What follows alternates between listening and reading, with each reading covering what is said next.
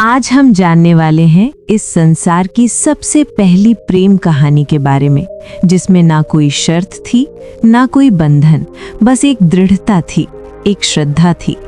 इस कहानी में रंग भी है और दुख का संग भी।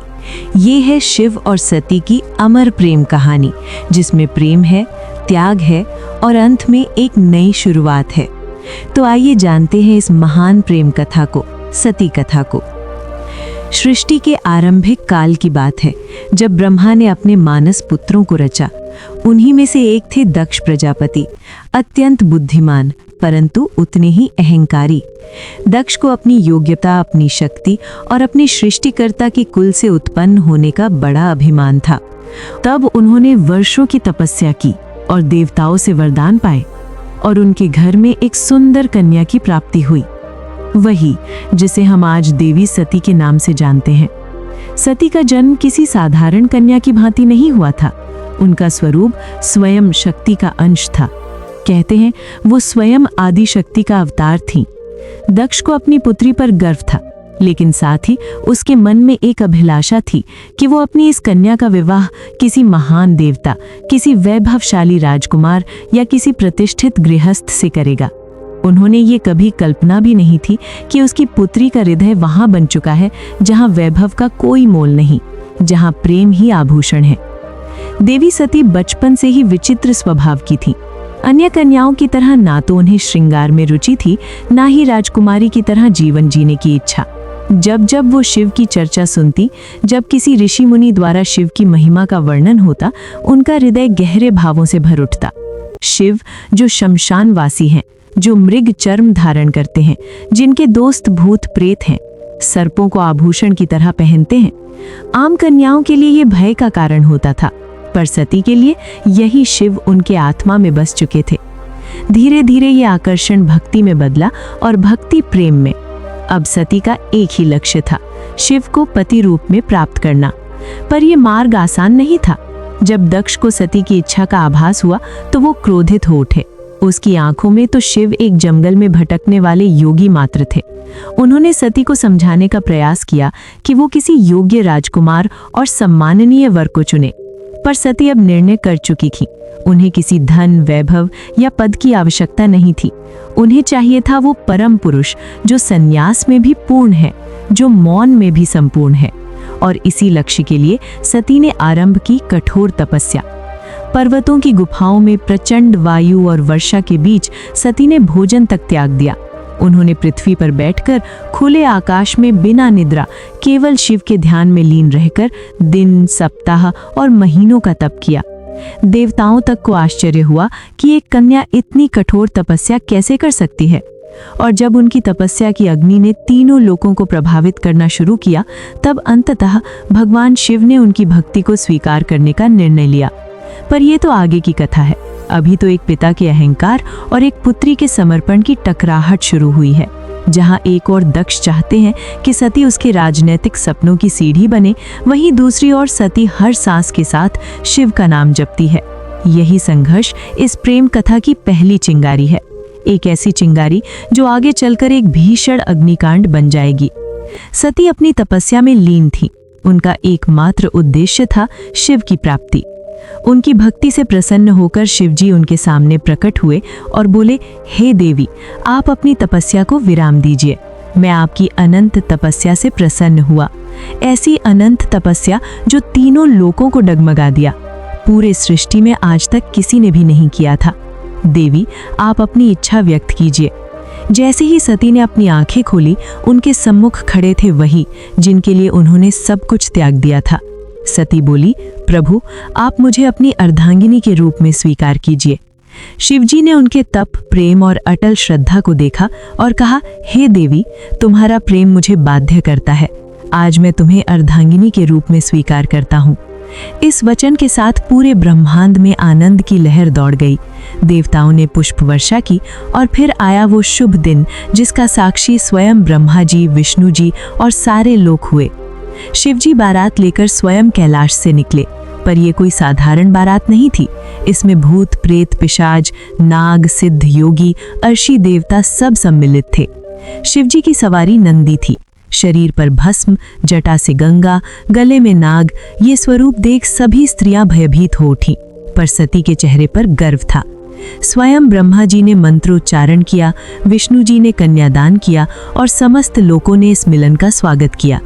ये केवल दो आत्माओं का नहीं, सृष्टि के दो मूल तत्वों शिवजी और शक्ति का मिलन था। लेकिन इस भव्य विवाह में एक स्थान रिक्त रहा, सती के पिता दक्ष प्रजापति। वो नहीं आए, ना ही कोई संदेश भेजा, ना ही कोई आशीर्वाद, क्योंकि उनके लिए ये विवाह एक अपमान था, एक चुनौती उनके अभिमान को। उनके अनुसार ये मिलन योग्य नहीं था और यहीं से प्रारंभ हुआ उस अग्निकांड का बीज जो आगे चलकर पूरे यज्ञ को जला देगा। समय धीरे धीरे बीतता गया। कैलाश पर्वत पर प्रकृति की गोद में शिवजी और सती अपना वैवाहिक जीवन शांतिपूर्वक और आनंद से व्यतीत कर रहे थे। लेकिन इसी बीच एक और स्थान पर कुछ और ही चल रहा था। राजा दक्ष के मन में सती ए शिवजी से विवाह को वो अभी तक स्वीकार नहीं कर पाए थे। हर बार जब कोई शिव की महिमा का गुणगान करता, दक्ष की भौहें तन जाती। उसे लगता कि शिव ने उसकी पुत्री को उसकी योग्यता से नहीं, किसी छल से प्राप्त किया है। वो अपनी सत्ता, अपना रुतबा, अपनी श्रेष्ठता सिद्ध करना चाहते थे और उसी घमंड ने उसे एक विशाल यज्ञ के आयोजन की प्रेरणा दी, ताकि दक्ष अपने अपमानों का प्रतिशोध ले सके। यज्ञ का आयोजन बड़ी धूमधाम से किया गया। ऐसा यज्ञ जिसमें समस्त देवताओं, ऋषियों, सिद्धों और लोकपालों को निमंत्रण भेजा गया। ब्रह्मा से लेकर इंद्र तक हर कोई आमंत्रित था, परंतु एक नाम उसमें अनुपस्थित था, महादेव शिवजी का। ये कोई भूल नहीं थी, ये था दक्ष का जानबूझकर किया गया निर्णय। उसमें शिव को निमंत्रण नहीं भेजा, क्योंकि उसका अहंकार उसे ये स्वीकार नहीं करने देता था कि उसकी पुत्री ने उस योगी से विवाह कर लिया जो ना कोई राज्य रखता है, ना कोई वस्त्र, और जो शमशान का वासी है। दक्ष को लगता था कि शिवजी को यज्ञ में आमंत्रित करना उसके सम्मान के विरुद्ध होगा। जब यज्ञ की तैयारियां चल रही थी, उसी समय सती ने इस आयोजन की बात सुनी। किसी ने उनसे कहा, माता, आपके पिता दक्ष ने एक महान यज्ञ का आयोजन किया है जिसमें सारे देव, ऋषि और ज्ञानी आमंत्रित हैं। वो तो आज पूरे ब्रह्मांड का ध्यान खींच रहा है। ये सुनकर सती का हृदय कांप उठा। उन्हें विश्वास नहीं हुआ कि उनके पिता इतना बड़ा आयोजन कर रहे हैं और उन्हें कोई सूचना नहीं मिली। कुछ समय तक वे चुप रहीं, शायद आशा में कि कोई दूत आएगा, कोई संदेश मिलेगा। लेकिन जब स्पष्ट हो गया कि शिव और उन्हें जानबूझकर ना बुलाया गया है, तब उनके भीतर कुछ टूट सा गया। एक और पुत्री का धर्म उन्हें पिता के यज्ञ में खींच रहा था, तो दूसरी ओर पत्नी का धर्म उन्हें शिव की मर्यादा का ध्यान रखने को कह रहा था। अंततः सती ने शिवजी से निवेदन किया, स्वामी, मैं उस यज्ञ में जाना चाहती हूँ। शायद ये कोई भूल हो और मेरा जाना उस विघटन को रोक सके। शिव ने सती की ओर गहरी दृष्टि से देखा। वो जानते थे कि ये आमंत्रण विहीन आयोजन एक साधारण यज्ञ नहीं है। उन्होंने शांत स्वर में सती से कहा, हे प्रिय, जहाँ सम्मान ना हो वहाँ स्वाभिमान को ले जाना व्यर्थ है, और मैं नहीं चाहता कि तुम उस यज्ञ में जाओ जो केवल क्रोध और घमंड से जल रही है। परंतु सती व्याकुल थी। उनके भीतर एक द्वंद्व चल रहा था, पिता और पति के बीच। उन्होंने पुनः प्रार्थना की, प्रभु, मैं केवल एक पुत्री के रूप में वहां जाना चाहती हूँ। मैं पिता से बात करूंगी, शायद वो बदल जाए, शायद उनके मन का विष उतर जाए। शिव ने इस बार उन्होंने अनुमति दे दी। सती ने कैलाश से विदा ली, अकेले, बिना किसी दूत या सम्मान के। वो एक बेटी थी जो अपने पिता से स्नेह की अपेक्षा लेकर जा रही थी, लेकिन उन्हें ध्यान नहीं था कि उस यज्ञ में उनका स्वागत नहीं, अपमान प्रतीक्षा कर रहा था।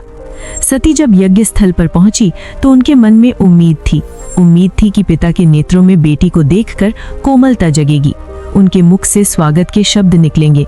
लेकिन जब उन्होंने यज्ञ स्थल में प्रवेश किया तो सन्नाटा पसर गया।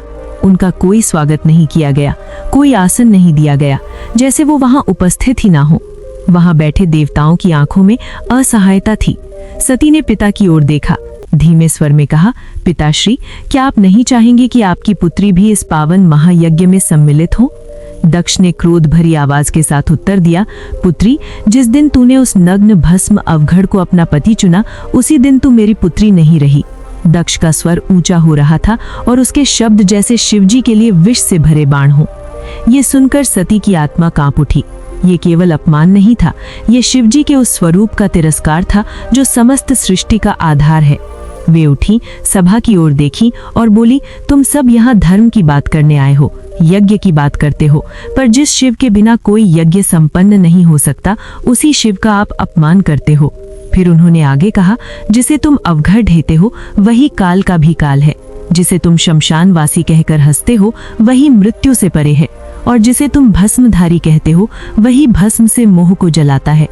उनकी आंखों में आंसू थे, लेकिन स्वर तेज था, ऐसा तेज कि स्वयं देवता भी सिर झुका ले। सभा शांत थी, कोई उत्तर नहीं दे सका, लेकिन सती का हृदय अब टूट चुका था।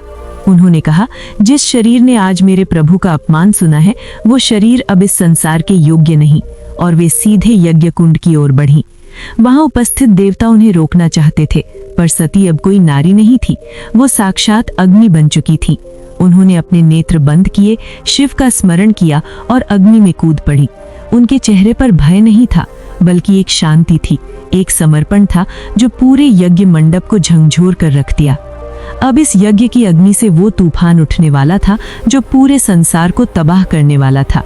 तो चलिए अब जानते हैं आगे की कथा, लेकिन उससे पहले अगर आपको वीडियो अच्छी लग रही है तो वीडियो को लाइक जरूर करें और कमेंट में लिखें हर हर महादेव।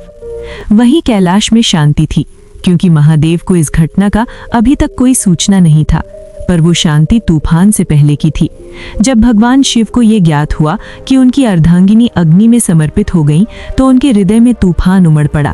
आंखों में वेदना, मन में शून्यता और आत्मा में आग। ये वो शिव थे जिनका क्रोध ही प्रलय कहलाता है। शिव जी अपनी समाधि से उठे, उनकी जटाएं लहराईं, नेत्र रक्तिम हो उठे और सारा ब्रह्मांड कांप उठा। फिर अपने दोनों हाथों से अपनी जटाएं पकड़ी और उन्हें पृथ्वी पर पटक दिया। उसी क्षण पृथ्वी फटी और उस क्रोध की ज्वाला से प्रकट हुआ एक रूप, भयंकर, तेजस्वी और अजय वीर। वीरभद्र कोई सामान्य योद्धा नहीं था, वो शिवजी के विकराल रूप का अंश था। उसका शरीर अग्नि जैसा दिव्यमान था, आंखों में प्रतिशोध की ज्वाला, हाथ में तलवार। उसका प्रकट होना सृष्टि के संतुलन को डगमगाने लगा था।